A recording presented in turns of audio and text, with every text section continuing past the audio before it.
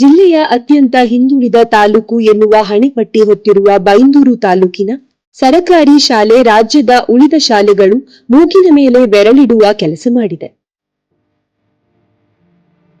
ಈಗಾಗಲೇ ರಾಜ್ಯ ಮತ್ತು ರಾಷ್ಟ್ರ ಮಟ್ಟದಲ್ಲಿ ಗುರುತಿಸಿಕೊಂಡಿರುವ ಬೈಂದೂರು ವಲಯದ ವಣ್ಸೆ ಸರಕಾರಿ ಮಾದರಿ ಹಿರಿಯ ಪ್ರಾಥಮಿಕ ಶಾಲೆ ಈ ಐತಿಹಾಸಿಕ ಸಾಧನೆ ಮಾಡಿದೆ. ರಾಜ್ಯದಲ್ಲೇ ಪ್ರಥಮ ಬಾರಿಗೆ ಸರಕಾರಿ ಶಾಲೆಯೊಂದರಲ್ಲಿ ವಿದ್ಯಾರ್ಥಿಗಳ ಬೋಧನೆಗಾಗಿ ಆರ್ಟಿಫಿಷಿಯಲ್ ಇಂಟೆಲಿಜೆನ್ಸ್ ಶಿಕ್ಷಕಿ ಐರಿಸ್ ಅನ್ನು ಪರಿಚಯಿಸುವ ಮೂಲಕ ಶಾಲೆ ಹೊಸ ದಿಕ್ಕಿನಲ್ಲಿ ಹೆಜ್ಜೆ ಇಟ್ಟಿದೆ.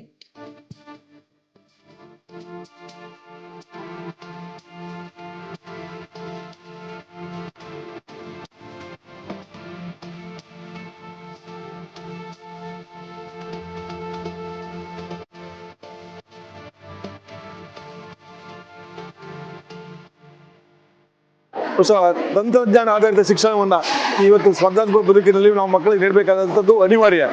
ಅದಕ್ಕಾಗಿ ನಾವು ಈ ಹಿಂದೆಯೇ ಪ್ರತಿ ತರಗತಿಯಲ್ಲಿ ಪ್ರೊಜೆಕ್ಟರನ್ನು ಹಾಕಿ ಮಕ್ಕಳಿಗೆ ಪಾಠವನ್ನು ಮಾಡ್ತಾ ಇದ್ವಿ.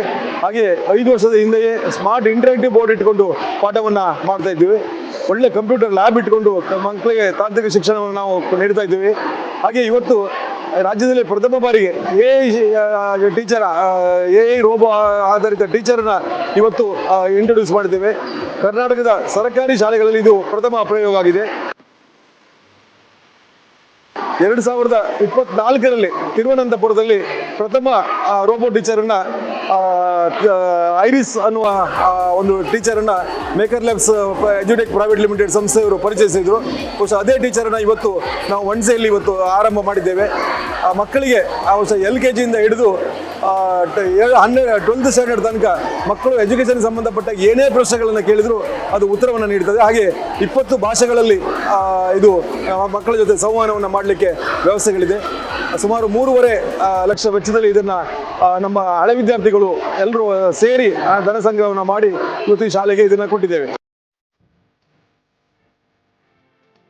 ಬಹುಶಃ ಇವತ್ತಿನ ಆಧುನಿಕ ಯುಗದಲ್ಲಿ ಪ್ರಸ್ತುತ ಎಲ್ಲ ರೀತಿಯ ಆಧುನಿಕ ವಿಜ್ಞಾನಗಳನ್ನು ನಮಗೆ ಏನೆಲ್ಲ ವಿಷಯಗಳು ಬೇಕು ಆ ಎಲ್ಲ ವಿಷಯಗಳನ್ನು ನಾವು ಈ ರೋಬೋ ಟೀಚರ್ ಮೂಲಕ ಮಕ್ಕಳಿಗೆ ಮಾಹಿತಿಯನ್ನು ಪಡೆದು ಇನ್ನೂ ಉತ್ತಮ ರೀತಿಯಲ್ಲಿ ಈ ಶಾಲೆ ಅಭಿವೃದ್ಧಿ ಹೊಂದಲಿಕ್ಕೆ ಸಹಕಾರ ಆಗ್ತದೆ. ಈಗಾಗಲೇ ಹೆಚ್ಚಿನ ಮಕ್ಕಳು ಇಲ್ಲಿದ್ದಾರೆ. ಮುಂದಿನ ದಿನಗಳಲ್ಲಿ ಇನ್ನೂ ಹೆಚ್ಚಿನ ಮಕ್ಕಳು ಈ ಶಾಲೆಯಲ್ಲಿ ಓದಿ ಸಮಾಜಕ್ಕೆ ಒಬ್ಬ ಉತ್ತಮ ಪ್ರಜೆಯನ್ನು ತರುವಲ್ಲಿ ಈ ಶಾಲೆ ಇರ್ತದೆ ಅನ್ನೋದರಲ್ಲಿ ಎರಡು ಮಾತಿಲ್ಲ.